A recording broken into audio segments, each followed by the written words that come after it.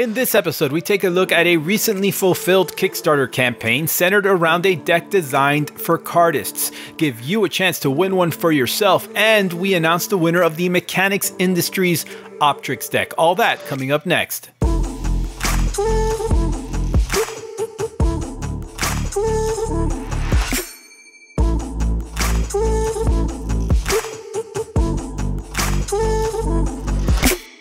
We feature a lot of top-tier playing card projects on this show. Well-known artists like Jackson Robinson, Lorenzo Gaggiotti, and Lautrec. Famous companies like Theory 11, Illusionist, and Art of Play. And decks with massive hype like the Cherry Casinos, the First Playing Cards by Ramsey, and pretty much anything David Blaine. But every once in a while, it's nice to focus on a smaller producer. In this episode, we look at the modest Kickstarter deck project by Felix Ha, the IZO playing cards. Welcome back to the go-to channel for playing card enthusiasts. I'm TheGentlemanWake, and if you are new here, we hope you'll consider subscribing. Be sure to stay all the way to the end of the video for a chance to win a deck of IZO playing cards directly from me. Let's get started. The IZO playing cards were announced via Kickstarter in mid-2018. The final deck, printed by the United States Playing Card Company, recently shipped. I received my copy at the very beginning of November. The deck is designed by Felix Ha and features a USPCC standard style tuck box. Glossy cardstock printed primarily in black with no embossing. The front features the name of the deck treated in a logo style design.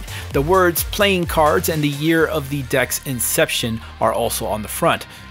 There is a heavy reliance on geometric design, including some white concentric angles and some color block triangles in cyan, magenta, and purple. The top reveals the designer's name, the bottom has the traditional ad copy, and the sides feature once again geometric 3D isometric shapes representing the 4 suit pips separated by small white circles. Isometric is the term given to the two-dimensional representation of three-dimensional objects. It's usually in technical drawings. It's a type of projection or illustration that's axonometric, meaning the depiction of a 3D shape without the use of perspective. Look, I know it's confusing. People out there familiar with pixel art on old video games, especially like real-time strategy or role-playing games, would probably be familiar with the way buildings and towns and roads are drawn from a bird's eye view that's really designed to make things easy to understand.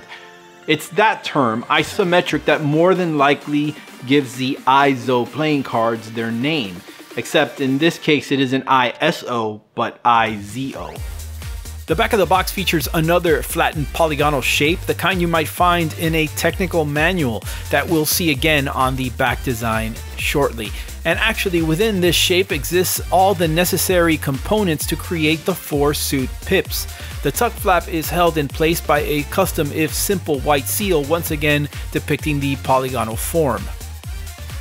Removing the deck from the box reveals a very nicely designed card back that was definitely created with a mind towards cardistry. The polygon is front and center. Around it, the hexagonal forms radiate outward, creating a swirling pattern of color-blocked triangles that give the impression of moving arrows. The small white circles appear in opposite corners. The cardbacks are one way thanks in part to the gradient shading of the outermost lines in the polygon, moving from magenta to cyan or vice versa depending on which way the deck is oriented.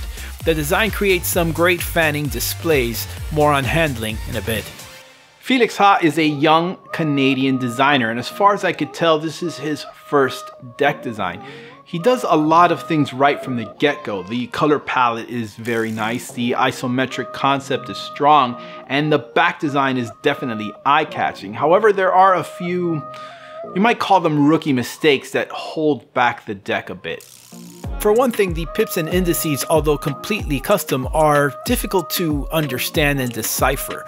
With black card faces, Felix chose to have all the indices printed in white, although for some odd reason the court cards each feature different color indices, with the J for jacks being purple, the Q for queens being magenta, and the K for kings being cyan.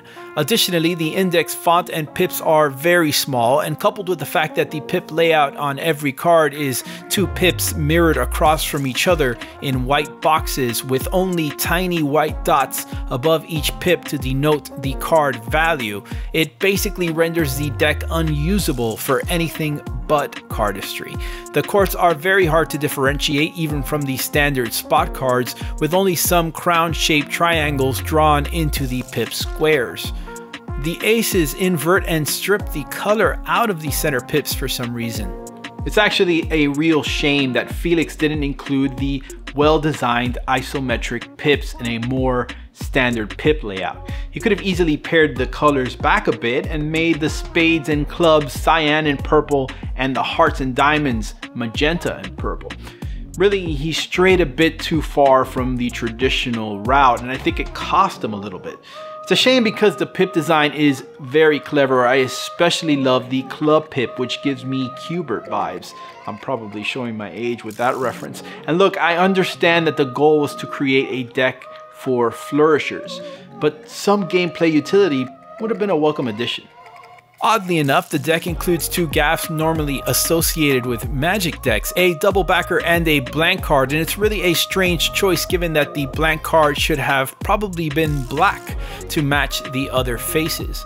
There are 2 Joker cards, both are identical isometric logo style depictions of the word Joker. Although the design can be read in both directions, the Jokers are actually one way. These are actually really nice and my favorite cards in the deck. These are USPCC cards, modern cut, air cushion finish, retail paper stock, and as such they fan, faro, and flourish nicely. The back design looks fantastic in motion and ultimately absolves the deck for its intended purpose. My skills do not do them justice. Ultimately though, the poor face design makes this deck a poor choice for any other use. I do hope Felix continues to design cards. Hopefully he'll address some of the issues on his next deck endeavor. As far as I could tell, the IZO deck is currently unavailable. eBay might have some, and they may of course pop up at retailers eventually.